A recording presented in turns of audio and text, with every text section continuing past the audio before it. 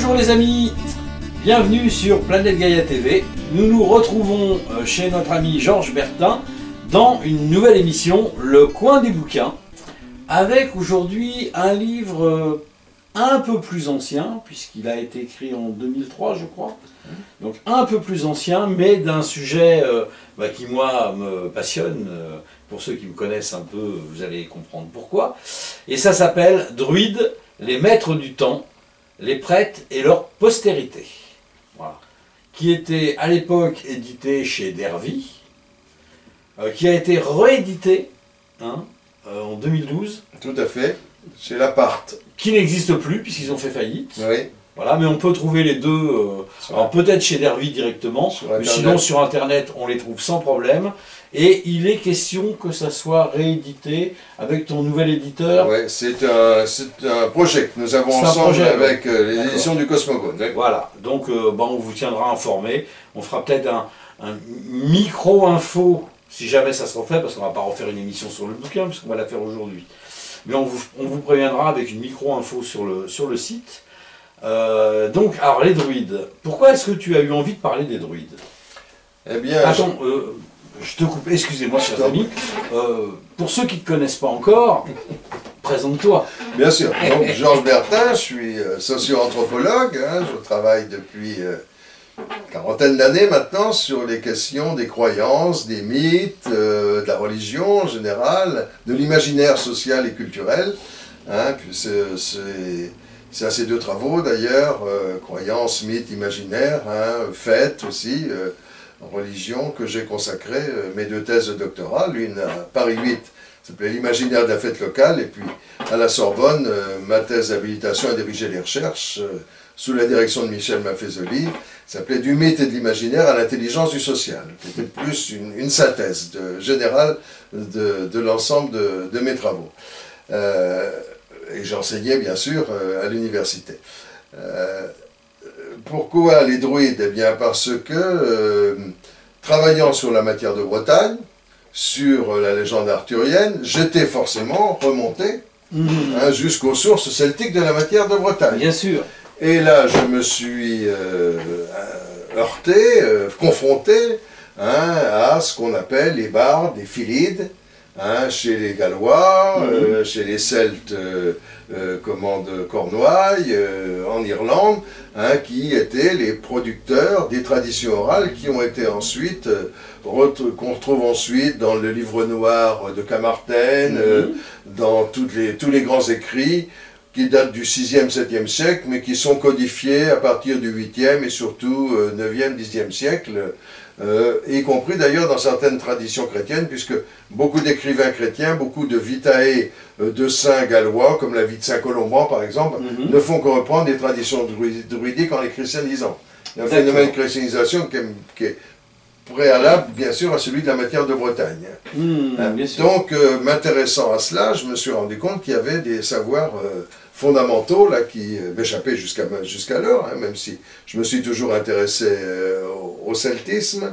Et puis, j'ai eu l'occasion, travaillant sur la fête et sur Carnaval, avec Claude Gaillebet, de rencontrer le recteur Paul Verdier.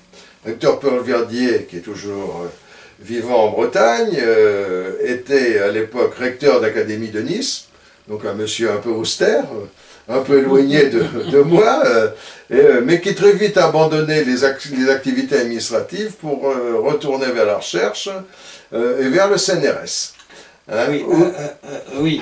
Pour quand même préciser pourquoi on parle de Paul Verdier, le livre Druides, les maîtres du temps, les prêtres et leur postérité est coécrit par Georges Bertin et Paul Verdier. Voilà. Paul Verdier a fait la première partie, moi la seconde, pour faire court. Lui, il a pris tout l'aspect antique et moi, l'aspect moderne. Et alors, Paul Verdier, trouve, après sa période administrative au service de l'État, refuge au CNRS dans la section archéo-astronomie. Wow. C'est-à-dire que c'est quelqu'un qui s'intéresse à l'histoire des astres et à l'histoire des calendriers. C'est vraiment tout ce qui structure et parcourt toute son œuvre. Et moi, je suis fasciné à l'époque, quand je l'écoute, nous raconter comment Carnaval, eh bien, ça correspond comment à certains repères astronomiques que les Celtes, et ensuite après eux, l'ensemble des peuples occidentaux, eh bien, ont pris pour essayer de se repérer dans le temps et pour essayer de repérer à quel moment les dieux pouvaient faire irruption sur Terre. Et on sait que dans la tradition celte, notamment, mais Gérard serait beaucoup plus pertinent pour en parler que moi, qu'à Samin, la fête de Samin, ben, il y a un passage qui peut s'opérer. Bien sûr. Hein, qui a une espèce de sas qui souffre. Ouais. Hein, les amateurs de science-fiction diraient un trou vert ou un trou noir. Hein, Chez nous, on appelle ça la porte du Cid. La porte du Cid, donc, qui est au moment où les uns et les autres peuvent communiquer avec ça donne lieu, à la fois à des grandes réjouissances, et puis aussi à des dons, hein, d'où d'ailleurs les traditions d'Halloween seraient héritières. Tout à fait. Donc, Paul... je voudrais juste préciser que la fête de Samin, c'est le 1er novembre, qui est donc le lendemain de la fête d'Halloween, qui n'est pas une fête américaine qui est revenue chez nous, mais une fête de chez nous qui est partie chez eux. Exactement. Et qui nous est revenue. Voilà. Et donc, Paul Verdier me fait une conférence là-dessus, à laquelle j'assiste, puis je vais le voir après, mais j'ai dit, c'est formidablement intéressant. Moi, je viens de faire une thèse sur l'imaginaire de la fête locale, je travaillais sur les fêtes traditionnelles du bocage normand, hein, et je vois qu'il y a bien des liens entre nos travaux. Je dis, comment en êtes-vous venu à cela? Ben, il dit, vous allez comprendre, il dit, j'étais jeune coopérant quand je suis parti au Sénégal. Et puis, à l'époque, je faisais une thèse avec Gilbert Durand, et je faisais une thèse sur les mythes et les croyances. Et puis, au Sénégal, j'ai eu l'occasion de rencontrer les traditions sénégalaises. Et j'ai analysé 15 000 contes africains. Ouh là là. J'y ai passé un certain nombre d'années. J'ai soutenu ma thèse sur la structure mythologique des contes africains, que j'ai regroupé, où j'ai fait des analyses très poussées. Puis quand je suis revenu en Europe, j'avais des enfants jeunes, et je leur racontais le soir les contes de Grimm, les contes de Perrault, ces choses-là. Et je me suis dit, mais c'est bien sûr, ce que je suis en train de raconter, c'est l'équivalent de ce que les mères africaines racontent à leurs enfants. Bien sûr. Et ce que je raconte à mes enfants, si les mères africaines racontaient des choses qui avaient trait à la mythologie et à la constitution du monde, hein, parce que les contes pour enfants sont des transpositions des grands récits mythologiques africains, on a la même chose chez nous. Bien sûr. Et il se dit à ce moment-là, ben, qu'est-ce que je découvre? C'est que nos contes de Perrault, les contes de Grimm, enfin tous les contes que nous racontons à nos enfants, encore aujourd'hui, moi-même j'y raconte à ma petite fille maintenant, eh bien, renvoie à des mythologies qui dépassent de loin l'écriture scripturaire qu'on a été faite et qui renvoient aux fondations des sociétés occidentales. Bien sûr. Et en lien avec les sociétés indo-européennes. Et donc il commence à travailler là-dessus. Et il découvre que pour exister, ces contes, ils ont besoin d'une transmission, ils ont besoin d'un producteur. Ces producteurs, ce sont les druides qui sont dépositaires des traditions anciennes qu'ils acquièrent par tradition orale. Ils mettaient près de 20 ans à devenir druides. Et puis ensuite, il y a les philides, les bardes et tout ça, il y avait 7 grades chez les druides, enfin, c'est mieux que moi, hein, mais il y avait notamment une branche de gens qui étaient chargés de les vulgariser, ce qui est à l'origine de nos contes de fées. Et en remontant comme ça de proche en proche, eh bien, ils découvrent l'origine des contes.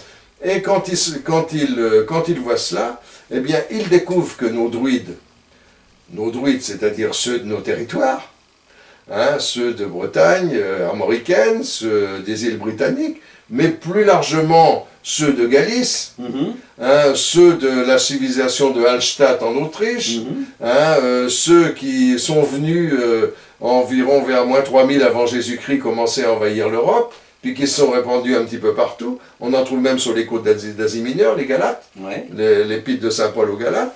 Eh bien que ces druides, ce sont de prodigieux faiseurs d'histoire, mais qui ne créent pas ces histoires ex nihilo.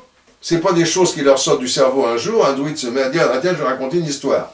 Et ça va servir de base à une religion. Ils vont les trouver dans le ciel. Ils vont les trouver dans le ciel en observant le cours des astres. Et ils connaissaient très bien la théorie de la précession des équinoxes. Et à un certain moment donné, plantant leur bâton ou observant des alignements qui étaient là avant eux, puisque c'est la civilisation pré-celtique, ou des cercles en rond, comme celui de Stonehenge, eh bien, ils découvrent qu'on a là des calendriers astronomiques qui permettent de prédire quoi? Ben, le retour des choses à leur place attendue. Et qu'est-ce que nos ancêtres attendaient? Eh bien, le retour du Dieu. Parce que pour célébrer, il fallait le retour du Dieu. Bien sûr. Et ce que montre très bien Paul Verdier dans cet ouvrage, que ça vaut pour la civilisation celte, mais que ça continuait, et que toutes les églises romanes sont construites sur le même principe. Les calendriers astronomiques celtes, ils ont servi aussi aux gens qui ont construit les églises romanes. Et que dans la légende arthurienne elle-même, il nous fait voyager sur Perceval dans les étoiles, il nous fait voyager sur la cour du roi Arthur, les hiérogamies, tout ça, ça tombe toujours à des moments précis, qui sont l'alignement de la sphère, ce qu'il appelle la sphère des fixes, avec la sphère des mobiles. Les planètes dans le ciel, et puis les fixes. Quand ça revient à un moment donné, dans un certain alignement, c'est qu'on a passé une ère qui est environ de 1260 ans, qui correspond à un signe du zodiaque, et qu'on va passer dans une autre ère.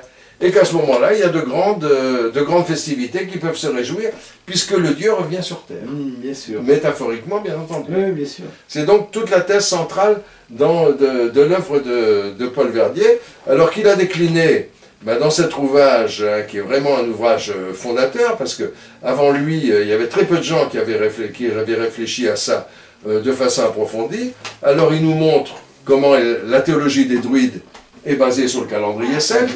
Il nous montre que le temps de la souveraineté, l'environnement théologique de la dynastie d'Arthur, qui retire l'épée à un moment bien précis, c'est le 25 décembre, devant la cathédrale de Londres, comment l'orientation des temples du bassin méditerranéen, comment les églises et chrétientés celtiques, tout ça obéit à la même loi astronomique. Pour lui, les druides, ce n'étaient pas seulement des prêtres qui pratiquaient de vagues cultes un peu bizarres, c'était des astronomes et des mathématiciens. Bien sûr. Des astronomes qui avaient un savoir extrêmement développé, à tel point d'ailleurs que, travaillant sur le calendrier Coligny, je ne sais pas si vous savez, mais on conserve au musée de Lyon une réplique du calendrier de Coligny. Le calendrier de Coligny, c'est cette découverte qu'on a fait dans un champ, si mes souvenirs sont exacts, de 84 morceaux, je crois, ou 82 morceaux, qui ne représentent pas le calendrier dans son intégralité, mais qu'on a reconstitué comme un puzzle, et sur lequel on arrive à retrouver un certain nombre de choses, et on en a déduit ce qui manque. Donc, c'est une sphère, une sphère, un disque plus exactement, c'est un disque avec alors, les écritures sont en grec. Pas que, parce qu'il y a aussi des écritures en ogam. En ogam, oui. Et l'ogam étant la langue sacrée chez les druides. Et jusqu'à maintenant, entre les ogames et le grec, les meilleurs spécialistes du celtisme hésitaient. Et puis, Paul Verdier, avec son idée astronomique en tête, eh bien, il a inventé un algorithme lié au mouvement des astres, des étoiles, du soleil, à la précession des équinoxes et tout ça, donc des calculs très complexes, il s'est fait aider par des mathématiciens d'ailleurs pour le faire. Et quand il a eu produit ça, il est allé voir les gens de l'observatoire à Paris, il leur a dit voilà, je suis capable, êtes-vous capable, pardon, de me dire qu'au XXIe siècle, quelles sont les éclipses de la Lune et du Soleil? Et l'observateur lui dit, dans l'état actuel de nos connaissances, on a quelques approximations, mais on ne peut pas le dire d'une façon très précise. Dis-moi que le calendrier de Coligny, je vous le donne. C'est-à-dire que le savoir des druides a été, d'une certaine façon, très anticipatoire et bien supérieur, même à celui que nous pouvons avoir aujourd'hui. Malgré nos ordinateurs, malgré...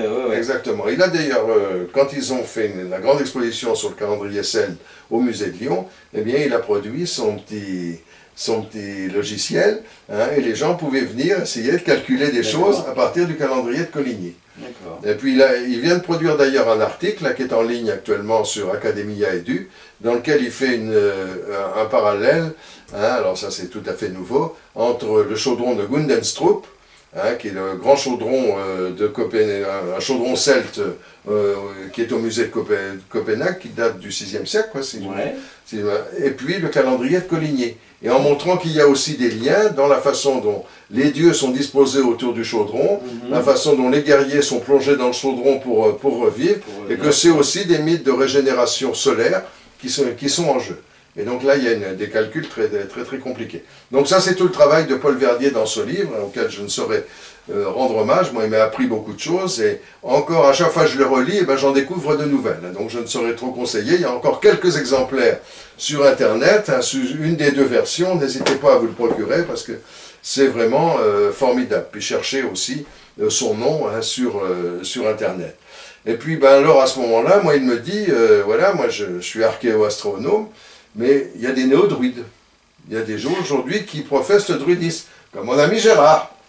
Alors, je m'excuse de t'interrompre, mais je ne suis pas partisan de cette terminologie de néo-druide. C'est ce qu'il a employé lui. Ouais, il y a des néo-machins, il y a des néo-trucs, mais je ne suis pas d'accord avec ça. On est ou on n'est pas.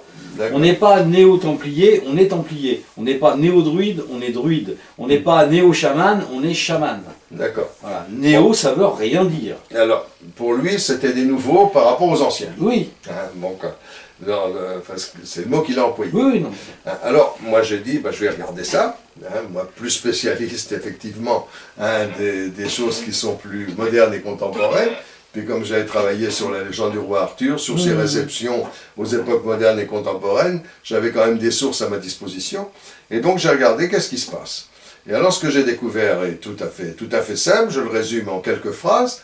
Hein, le druidisme contemporain, moderne plus exactement, le druidisme moderne né au XVIIIe siècle, exactement à la même époque où la franc-maçonnerie spéculative se met en place, oui. La franc-maçonnerie spéculative, c'est le printemps, le solstice d'été 1717, à Londres, où 4 loges se réunissent pour former la Grande Loge de Londres, qui étaient des loges indépendantes avant, et vont créer la franc-maçonnerie moderne, hein, qui sera unifiée beaucoup plus tard. Il faut attendre près d'un siècle et demi pour qu'elle soit unifiée avec l'ensemble des autres composantes. Hein. Et puis, à l'équinoxe suivant, toujours à Londres, dans une des auberges où se réunissaient les francs-maçons de Londres, par des gens qui étaient à peu près tous francs-maçons, mais qui voulaient échapper d'une certaine façon à l'emprise des églises d'une façon générale, pour restituer une espèce de néopaganisme, on peut dire ça comme ça, ou un néo-celtisme, un nouveau celtisme, ou un celtisme régénéré, un celtisme régénéré, eh bien on voit comment se constituer le premier ordre des druides. D'accord. Ça va ensuite forcément susciter, à partir de la branche originaire, des contradictions, d'autres. Les Gallois ne vont pas forcément être d'accord avec les Anglais, ce qui est tout à fait normal, ils n'ont jamais été d'accord entre eux, donc ils vont créer leur propre Gorset, hein, et c'est tout à fait normal que ça se passe ainsi, avec en donnant chez les Gallois peut-être un tour plus culturel. Hein, le fondateur du Gorset gallois est quelqu'un qui va aussi faire ressurgir ce qu'on appelle les Eithedfod, hein, qui sont les grands concours de bardes, de poètes en langue galloise, qui vont être intimement liés au mouvement druidique gallois.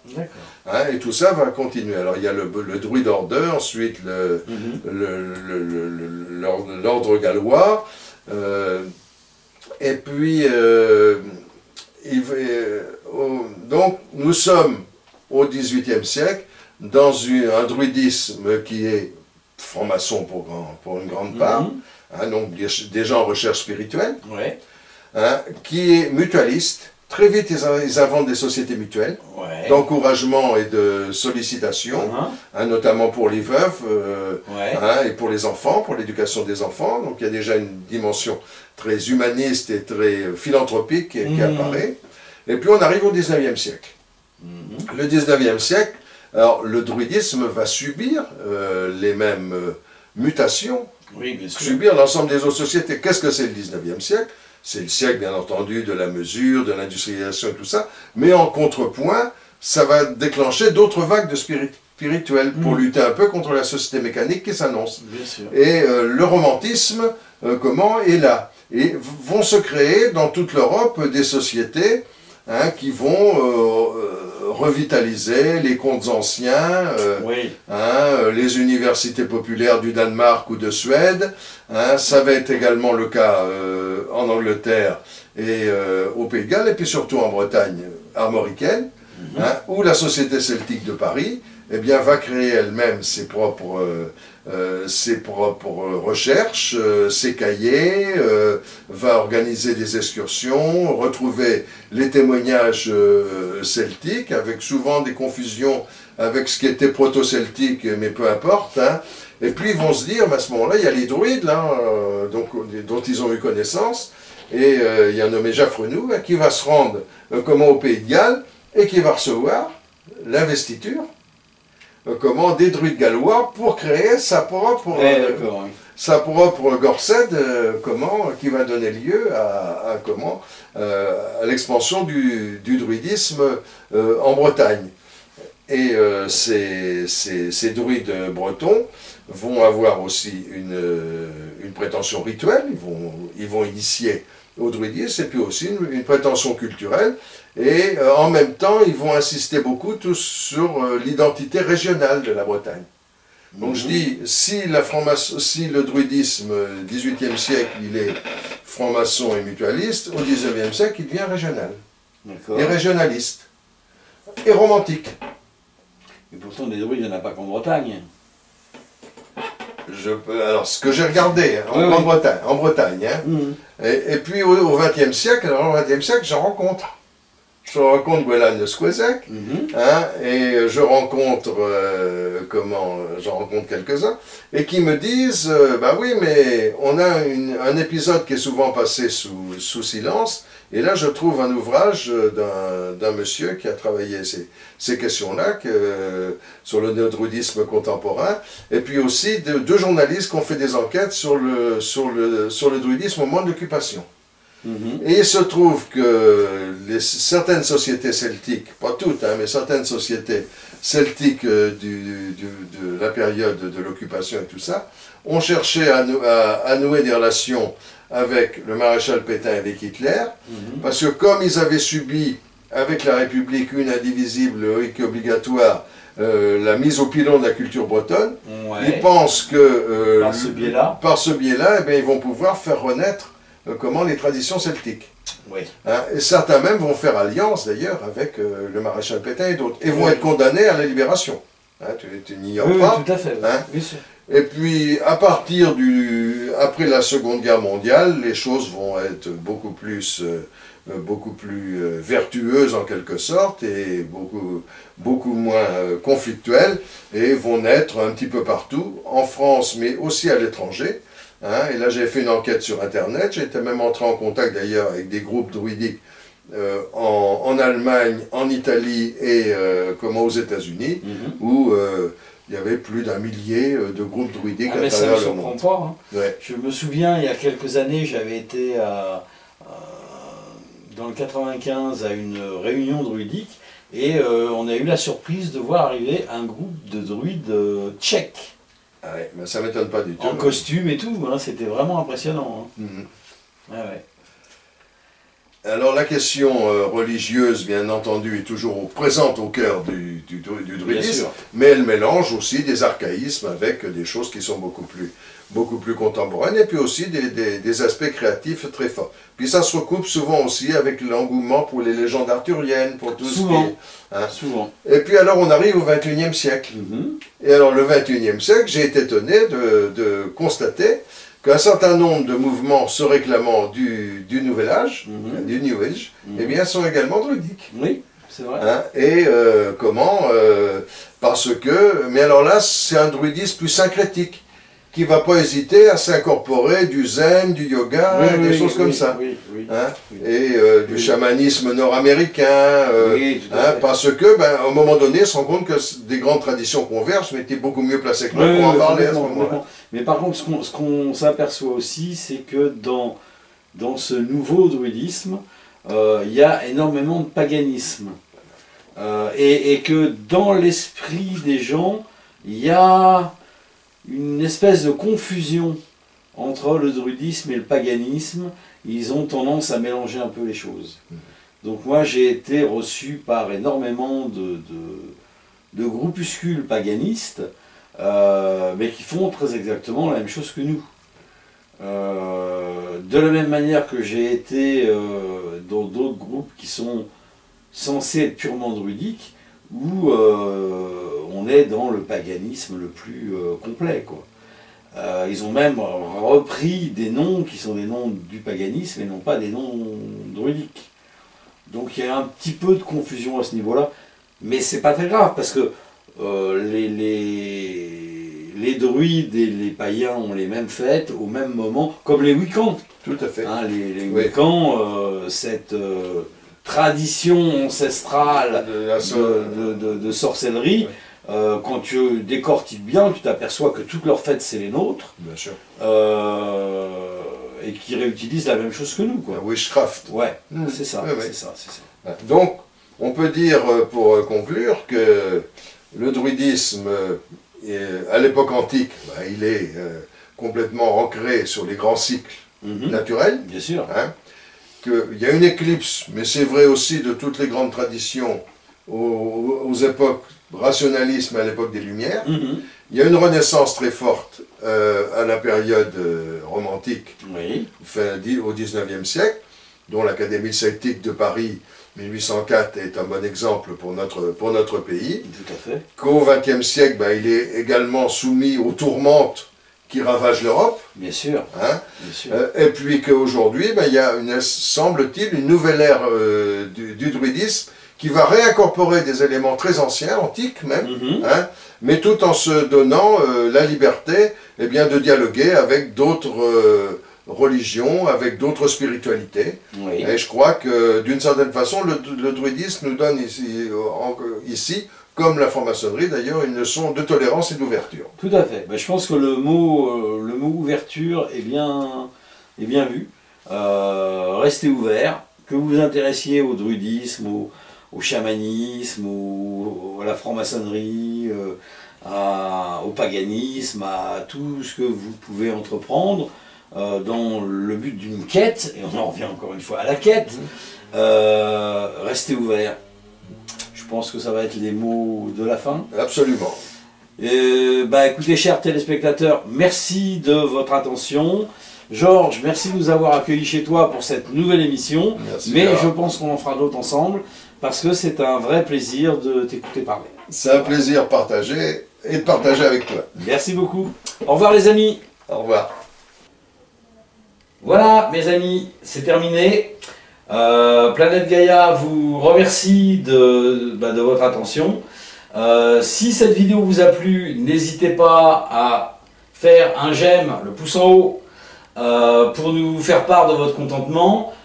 Mettez-nous des petits commentaires parce que ça fait toujours plaisir et ça nous permet de rectifier les choses s'il y a des choses à rectifier. N'hésitez pas à nous soutenir sur Tipeee en allant sur le site qui est écrit en dessous de la vidéo de façon à nous soutenir à partir de 1 € jusqu'à 1 million d'euros si ça vous fait plaisir, il n'y a pas de problème. Il faut savoir que plus vous serez nombreux à nous financer, à mettre de l'argent sur Tipeee, plus le budget sera important, plus on pourra prévoir un certain nombre de vidéos. Donc là, on essaye de tourner à peu près une vidéo tous les 10 jours. Mais le but pour nous, c'est d'en faire au moins une par semaine. Mais pour ça, on a besoin de vous et on a besoin de moyens. Donc, n'hésitez pas, on vous attend. Et je vous dis à la prochaine pour de prochaines aventures.